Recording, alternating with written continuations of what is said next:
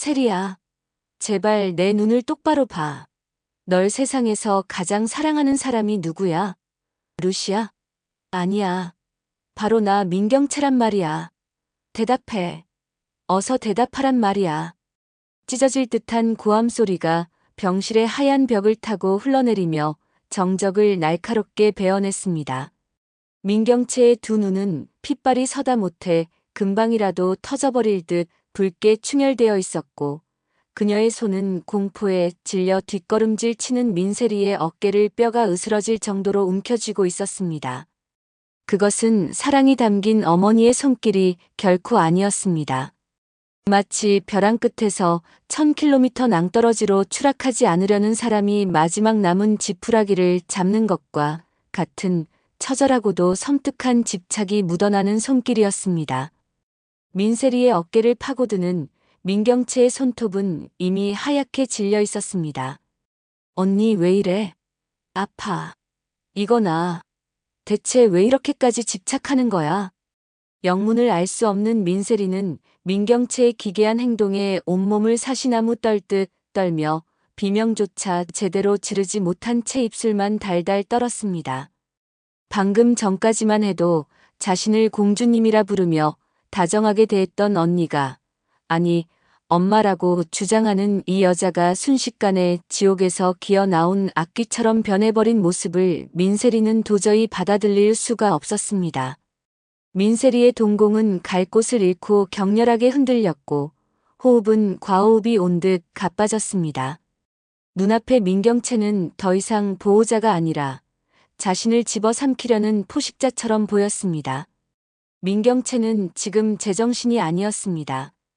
그녀의 이성은 이미 산산조각 나 바닥에 흩뿌려져 있었습니다. 조금 전 김선재 변호사가 던지고 간 진실의 파편들이 그녀의 뇌를 난도질해 놓았기 때문입니다. 자신이 그토록 혐오하고 벌레 보듯 짓밟았던 루시아가 사실은 자신이 과거에 인생을 송두리째 파괴하고 벼랑 끝으로 밀어버렸던 백설이었다는 사실이 그녀의 인지 부조화를 일으켰습니다. 그리고 더욱 끔찍하고 인정할 수 없는 것은 자신이 10달 동안 배 아파 낳은 진짜 딸 백미소는 이미 죽었고, 자신이 금지옥 여부로 자신의 분신처럼 키워온 이 민세리가 바로 백설의, 즉 루시아의 핏줄이라는 잔혹한 진실이었습니다. 민경채는 덜덜 떨리는 손으로 민세리의 뺨을 감싸쥐며 애원하듯, 아니 악을 쓰며 협박하듯 속삭였습니다. 그녀의 뜨거운 입김이 민세리의 얼굴에 닿을 때마다 민세리는 소름이 끼쳐 몸을 움츠렸습니다. 세리야, 잊지 마. 제발 잊지 마. 널 키운 건 나야. 널 민강 유통의 유일한 공주처럼 이 세상 그 누구보다 빛나게 만든 것도 나고, 너가 지금 누리고 있는 그 모든 명품, 그 모든 대우를 준 사람도 나야. 그런데 넌 누구 편을 들어야 해? 응? 말해봐. 저 천박한 여자가 아니라 나라고 말해. 엄마라고 불러보란 말이야. 민세리는 민경채의 손길이 닿은 자리가 마치 불에 달궈진 인두에 데인 듯 뜨겁고 끔찍하게 느껴졌습니다. 그녀는 본능적인 생존 욕구로 있는 힘껏 민경채를 밀쳐내며 비명을 질렀습니다. 이거나, 언니 진짜 미쳤어? 왜 이래? 무섭단 말이야. 저리 가.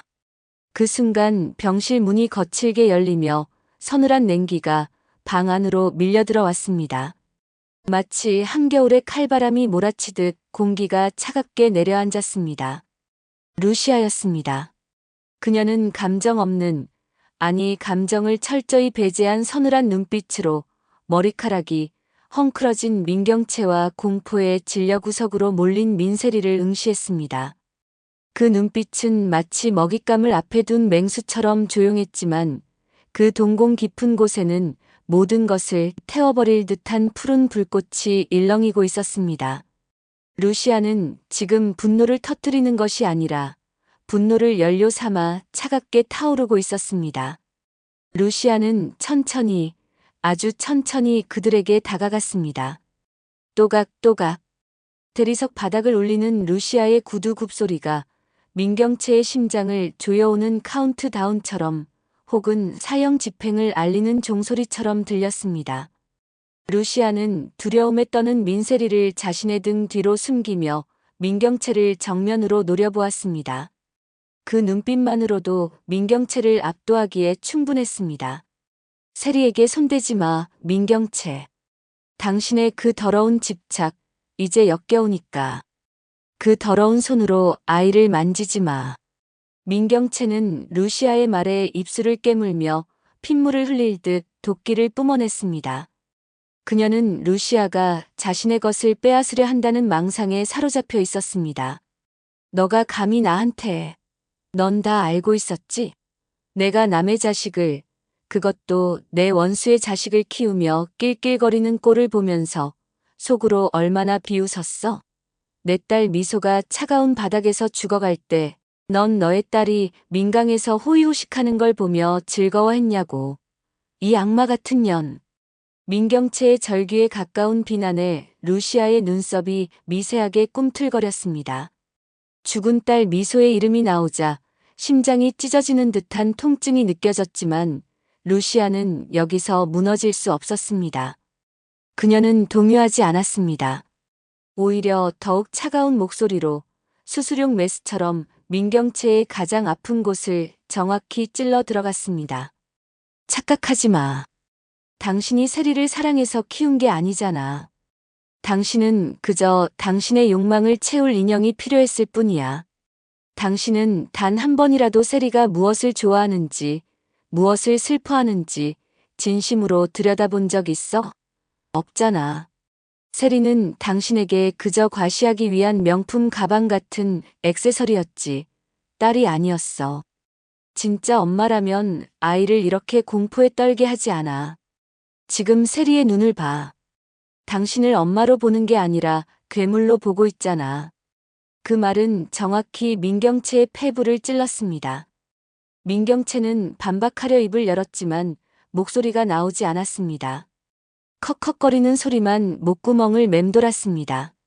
자신의 사랑이 왜곡된 소유욕이었다는 것을, 그리고 그 밑바닥에는 아이를 도구로만 여겼던 아버지 민두식 회장의 더러운 피가 자신에게도 흐르고 있음을 본능적으로 느꼈기 때문입니다. 민세리의 눈에 비친 공포, 그것은 민경채가 그토록 부정하고 싶었던 자신의 추악한 민낯이었습니다.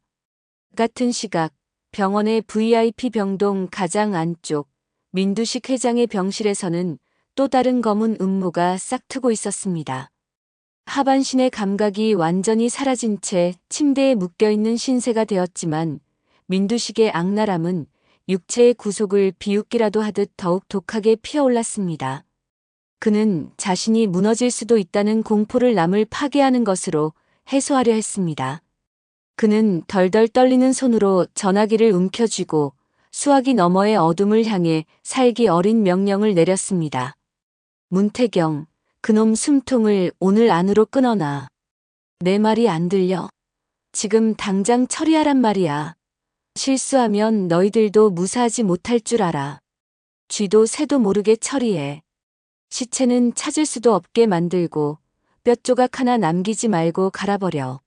민두식의 목소리에는 일말의 망설임도 인간적인 고뇌도 없었습니다.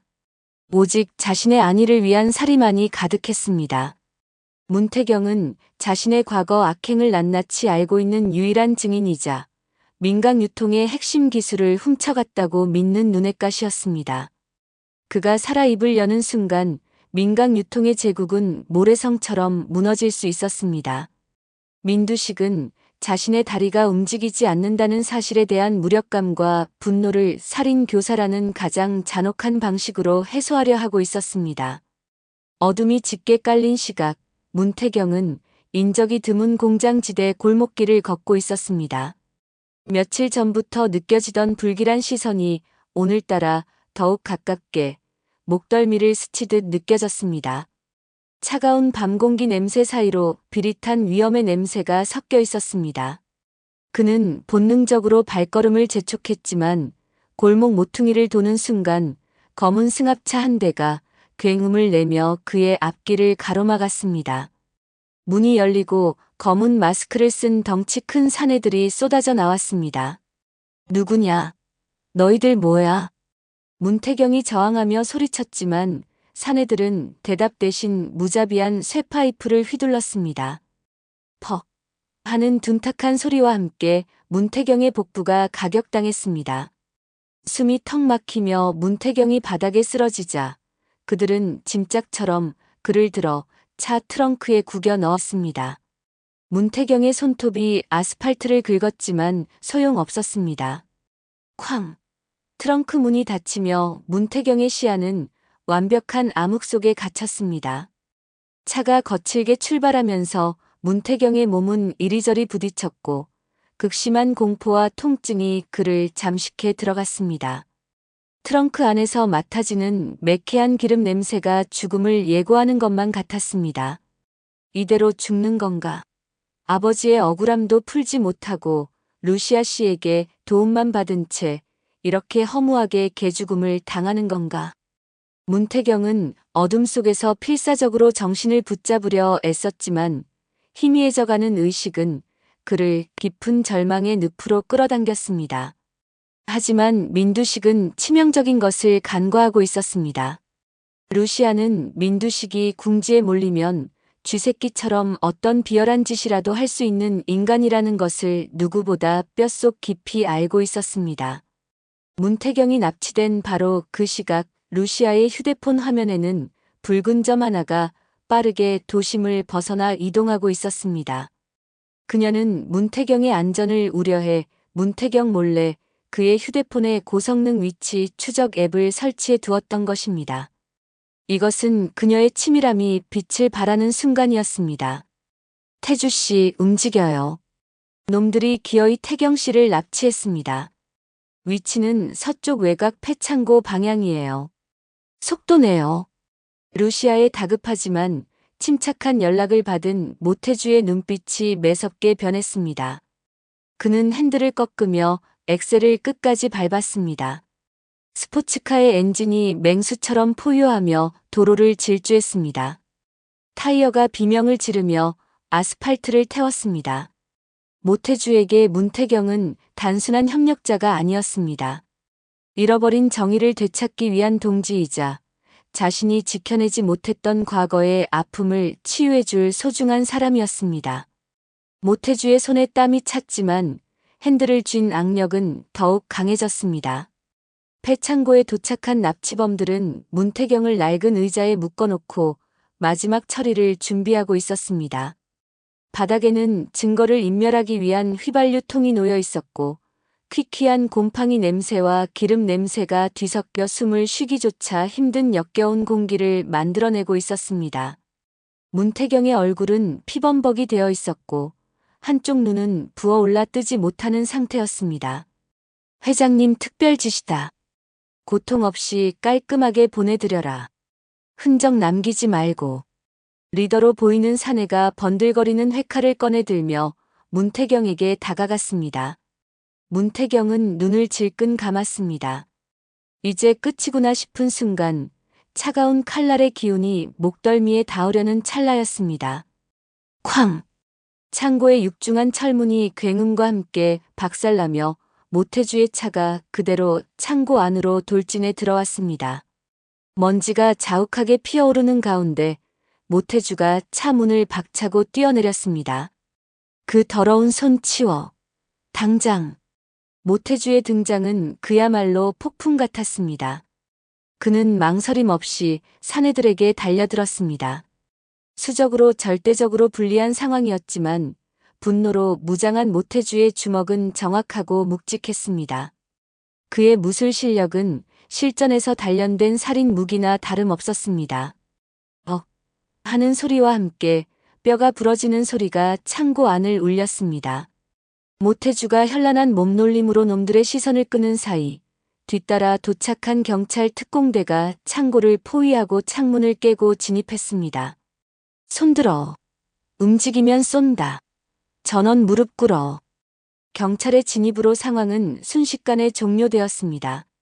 바닥에 쓰러져 있던 문태경은 안도의 한숨을 내쉬며 고개를 떨구었습니다. 긴장이 풀리자 온몸에 통증이 밀려왔습니다. 그리고 그들 뒤로 루시아가 창백해진 얼굴로 헐레벌떡 뛰어들어왔습니다. 평소의 냉철한 모습은 온데간데 없고 신발이 벗겨질 뻔하며 달려오는 그녀의 모습은 절박함 그 자체였습니다. 태경 씨, 괜찮아요? 태경 씨. 루시아는 피투성이가 된 문태경을 부축하며 왈칵 눈물을 쏟아냈습니다. 그녀의 눈물은 연기가 아니었습니다. 자신의 복수극 때문에 무고한 문태경이 죽을 뻔했다는 죄책감, 그리고 그를 잃을 수도 있었다는 두려움이 뒤섞인 진심이었습니다. 루시아의 떨리는 손이 문태경의 피 묻은 얼굴을 닦아주었습니다. 문태경은 힘겹게 미소를 지으며 묶여있던 손이 풀리자마자 품 안 깊숙한 곳에서 구겨진 USB 하나를 꺼내 루시아에게 건넸습니다. 피가 묻어 끈적한 USB였습니다. 이것부터 챙기세요. 놈들이 저를 납치할 때 제가 신발 밑창에 몰래 숨겼습니다. 민두식의 이중장부 원본 파일입니다. 그것은 민두식의 숨통을, 아니 민간그룹 전체를 무너뜨릴 결정적인 핵폭탄이었습니다. 문태경은 죽음의 문턱에서도 루시아를 위해 진실을 지켜낸 것입니다. 루시아는 그 USB를 받아 쥐며 문태경을 와락 끌어안았습니다. 다음 날 아침 병실에 있던 민두식에게 들이닥친 것은 의사의 회진이 아니라 검찰 특수부 수사관들이었습니다. 민두식 씨 문태경 납치 및 살인 교사 혐의, 그리고 불법 비자금 조성, 분식회계 및 탈세 혐의로 체포합니다. 민두식은 믿을 수 없다는 표정으로 눈을 부라리며 수사관들을 노려보았습니다. 뭐? 감히 누구 앞에서 수갑을 들이대. 내가 민두식이야. 내가 누군지 알아? 당장 나가. 내 변호사 불러. 그는 호통을 치며 침대에서 일어나려 몸부림쳤습니다. 하지만 그의 하반신은 마치 돌덩이처럼 굳어 움직이지 않았습니다. 상체만 허우적거리는 그의 모습은 마치 물 밖으로 나온 물고기처럼 처량하고 기괴했습니다. 그가 평생 휘둘렀던 무소불위의 권력은 마비된 다리처럼 힘을 잃었습니다. 수사관들은 저항하는 민두식의 팔을 꺾어 가차없이 수갑을 채웠습니다. 철컹. 차가운 금소금이 병실의 공기를 얼어붙게 만들었습니다. 그것은 한 시대의 악이 종말을 고하는 소리였습니다. 소식을 듣고 달려온 민경채는 수갑을 찬 아버지를 보며 절망에 빠졌습니다. 하지만 그녀의 절망은 아버지에 대한 걱정보다는 자신의 안락한 삶이 끝났다는 공포에 가까웠습니다. 민강 유통이 무너지면 자신도 끝장이라는 생각에 그녀는 체면도 버리고 수사관들의 바짓가랑이에 매달렸습니다. 잠깐만요. 이건 모함이에요. 우리 아버지가 그럴 리 없어요. 증거 있어? 증거 있냐고. 그러나 수사관은 냉정하게 그녀를 밀쳐냈습니다. 문태경 씨가 목숨 걸고 지킨 비밀 장부가 확보되었습니다. 그리고 납치범들이 전부 자백했습니다. 모든 증거가 명백합니다. 그리고 민경채 씨, 당신도 참고인 조사를 받으셔야 할 겁니다. 아동 학대 및 횡령 혐의가 추가될 수도 있으니까요. 수사관들이 민두식을 휠체어에 태워 끌고 나간 뒤 텅 빈 병실에는 민경채와 뒤늦게 들어온 루시아만이 남았습니다. 모든 것이 끝난 폐허 속에 선 민경채는 도끼 어린 눈으로, 그러나 이제는 힘이 빠진 눈으로 루시아를 쏘아보았습니다. 이제 속이 시원하니?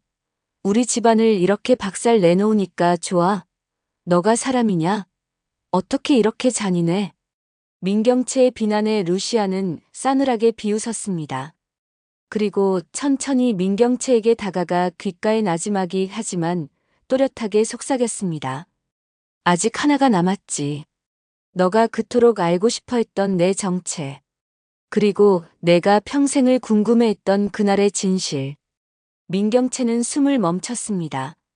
루시아의 입에서 나올 말이 본능적으로 두려우면서도 견딜 수 없이 궁금했습니다.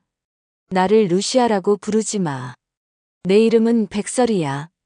너가 차로 치어 죽이려 했고 내 아버지 민두식이 짓밟아버린, 그리고 내가 뺏어간 그 아이의 진짜 엄마 백설이. 민경채의 눈이 튀어나올 듯 커졌습니다. 숨이 턱 막히며 다리에 힘이 풀려 바닥에 주저앉았습니다. 눈앞에 우아한 루시아와 과거 자신이 짓밟았던 초라한 백설이의 모습이 겹쳐지며 민경채의 뇌리는 하얗게 타버렸습니다. 루시아, 아니 백설이는 말을 이었습니다. 그리고 잊지 마. 지금 너가 쥐고 흔들려 했던 민강 유통의 지분, 그리고 너가 살고 있는 그 집 전부 압류될 거야. 넌 이제 빈털터리가 되는 거라고. 너가 뺏어간 내 인생, 내 딸 미소의 목숨값, 이제부터 천천히 아주 고통스럽게 다 받아낼 거야. 감옥에 있는 내 아버지 뒷바라지나 하면서 평생 가난과 모멸감 속에서 살아. 그게 내가 너에게 내리는 형벌이야. 민경채는 바닥에 주저앉아 덜덜 떨리는 손으로 머리를 감싸쥐고 괴성을 질렀습니다. 민세리에게 버림받고 절대 권력자였던 아버지마저 감옥에 가고 재산마저 잃게 된 그녀에게 남은 것은 아무것도 없었습니다. 그녀가 쌓아 올린 황금의 모래성은 파도 한 번의 흔적도 없이 사라져버렸습니다. 그녀의 비명소리가 텅 빈 병실을 공허하게 메웠습니다. 루시아는 무너져 내린 민경채를 뒤로하고 병실을 나섰습니다. 복도 끝 창문으로 들어오는 햇살이 그녀를 비쳤습니다. 하지만 그녀의 표정은 승리감보다는 깊은 슬픔과 허무함으로 채워져 있었습니다. 복수는 성공했지만 죽은 딸 미소는 돌아오지 않는다는 사실이 가슴을 후벼 팠습니다. 루시아는 주머니에서 낡은 아기 신발 하나를 꺼내 어루만졌습니다. 그것은 미소가 처음 걸음마를 할 때 신었던 흙투성이가 된 신발이었습니다. 미소야, 엄마가 다 끝냈어. 이제 편히 쉬어. 나쁜 사람들은 다 벌 받았어. 그녀의 눈에서 참아왔던 눈물이 한 방울 톡 하고 떨어져 신발을 적셨습니다. 복수의 끝은 달콤하지 않았습니다. 다만 길고 긴 겨울이 끝나고 이제야 비로소 진정한 애도를 시작할 수 있게 된 것, 그것만이 유일한 위안이었습니다. 그리고 몇 달 후, 민강유통의 본사 대회의실, 새로운 대표이사 취임식이 열리고 있었습니다. 단상에 오른 사람은 단정하게 머리를 묶고 세련된 정장을 입은 루시아, 아니 백설이었습니다. 그녀는 민두식 일가가 횡령한 자금을 모두 환수하고 회사를 투명하게 재정비하여 주주들의 압도적인 지지를 받아 대표이사 자리에 올랐습니다. 그녀의 옆에는 부사장으로 승진한 문태경이 든든하게 서 있었습니다. 문태경은 뛰어난 기술력과 리더십으로 회사의 위기를 기회로 바꾼 1등 공신이었습니다. 취임식이 끝나고 회장실로 돌아온 두 사람. 문태경은 루시아의 손을 따뜻하게 잡았습니다.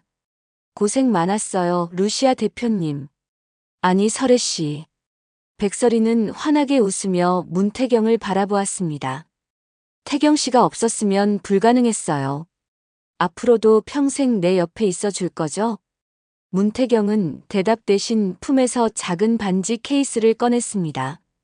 비즈니스 파트너 말고 인생의 파트너로 평생 모시겠습니다. 저랑 결혼해 주시겠습니까? 백설이의 눈시울이 붉어졌습니다. 긴 고통의 터널을 지나 만난 진정한 사랑이었습니다. 그녀는 고개를 끄덕이며 문태경의 품에 안겼습니다. 그날 저녁 백설이와 문태경의 집, 거실에서는 민세리가 밝은 표정으로 피아노를 치고 있었습니다. 민세리는 더 이상 민경채의 인형이 아니었습니다. 처음에는 혼란스러워했지만 자신을 진심으로 아껴주는 백설이와 문태경의 사랑 속에서 서서히 마음의 문을 열었습니다. 그녀는 이제 낳아준 엄마가 아닌 사랑해주는 가족을 선택했습니다. 엄마, 아저씨, 밥 먹어요. 민세리가 부엌에 있는 두 사람을 불렀습니다. 엄마라는 호칭에 백설이의 가슴이 뭉클해졌습니다. 비록 미소는 떠났지만 미소가 남겨준 선물 같은 세리가 그녀 곁에 있었습니다. 식탁에 둘러앉은 세 사람, 그 위로 따뜻한 저녁 햇살이 내리쬐며 드라마는 막을 내립니다. 악인은 처벌받고 상처 입은 사람들은 서로를 보듬으며 새로운 희망을 싹틔웠습니다. 오늘 이야기는 여기까지입니다. 숨막히는 복수극 끝에 찾아온 진정한 평화와 사랑, 민경채와 민두식의 몰락은 사필귀정이라는 말을 다시 한번 떠올리게 합니다. 민세리가 새로운 가족 안에서 행복을 찾고 백설이와 문태경이 일과 사랑 모두를 쟁취하는 해피엔딩이 마음에 드셨나요? 구독과 좋아요는 사랑입니다. 영상 제작에 큰 힘이 됩니다. 감사합니다.